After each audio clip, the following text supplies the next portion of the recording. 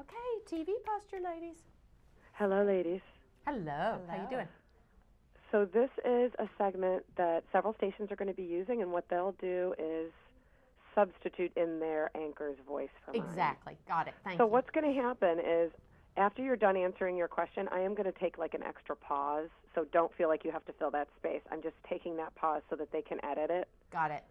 So there'll be a little space, and do the same kind of when I ask you the question, but you guys have been doing this all day. So when I ask you the question, just take a beat and then start answering so that we're not stepping on each other. Yeah, Exactly. We don't want our voices to meld.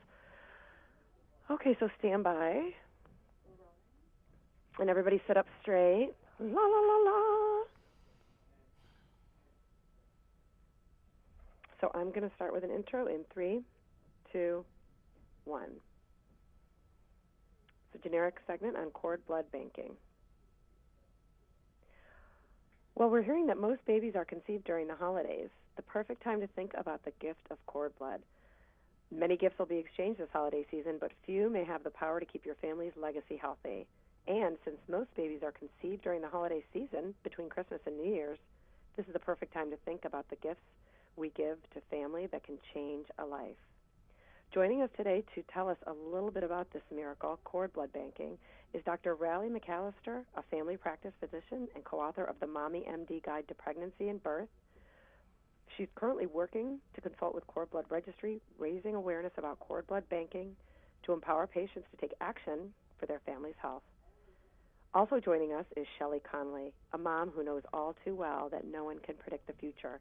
Her daughter Peyton's health condition and infusion of her own stem cells saved her life. Welcome, ladies.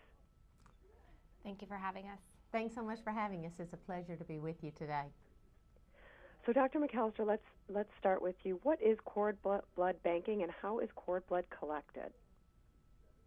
Cord blood banking is actually the collection of a baby's umbilical cord blood in the moments after birth. So it's just simply withdrawn with a needle and a syringe from the baby's umbilical cord. And this is painless and safe for both mom and baby.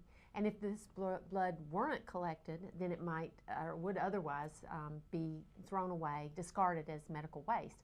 So in fact, 90% of all cord blood is discarded as medical waste. So very important because cord blood is a rich source of very powerful stem cells. And these are kind of the master cells of the body. Right now, these cells are being used to treat over 80 different diseases. And FDA-regulated clinical trials are showing tremendous promise when these stem cells are used to treat conditions such as autism, pediatric stroke, traumatic brain injury, and so on. So the future is very exciting with the use of cord blood banking. That's amazing, some of those conditions it can treat. So are there some families, doctor, who should more closely consider family cord blood banking options than others? Well, as you'll hear from Shelley, you know, there's no perfect candidate. Any family can have, as Shelley calls it, a what-if moment when anyone could need their stored cord blood. But really, you know, there are some families that should consider very carefully banking their baby's cord blood. Families that have medical history of conditions like immune conditions, blood disorders and diseases like, for instance, sickle cell anemia, beta thalassemia, other anemias, cancers, metabolic disorders. So yes, some of those families should. Now, parents can go to a website, cordblood.com, to find out, you know, what conditions, which 80 conditions can be treated right now using cord blood, and whether or not their families would be in greater need. The other good news is that there's a program offered by Cord Blood Registry called Newborn Possibilities Program that helps families with an increased risk and a greater need, you know, with financial assistance to offer free cord blood banking and storage.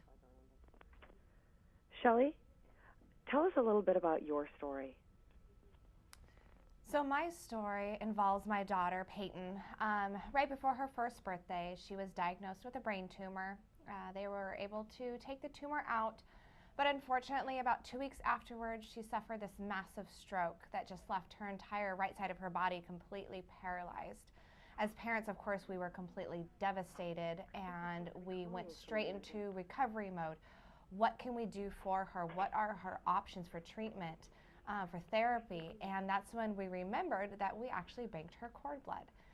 So we were able to take that cord blood, have it reinfused into her body just through a simple IV, and it has made such a huge difference in her recovery. She is able to move the right side of her body. She's able to run. She's able to swing, ride a bike. Her speech and language has come back tremendously. So we are so fortunate that we took that step and banked our baby's cord blood. Doctor, tell us, where can we go for more information? There's a lot of great information on the website cordblood.com and also on my website at mommymdguides.com. You know, parents should take the time, go to the website, educate themselves, and become informed so they can make a really good decision for themselves and to have an informed conversation with their physician. Amazing information, ladies. Thank you so much for joining us today. Thanks for having us. It's a pleasure to be with you. Thank you so much. Stand by.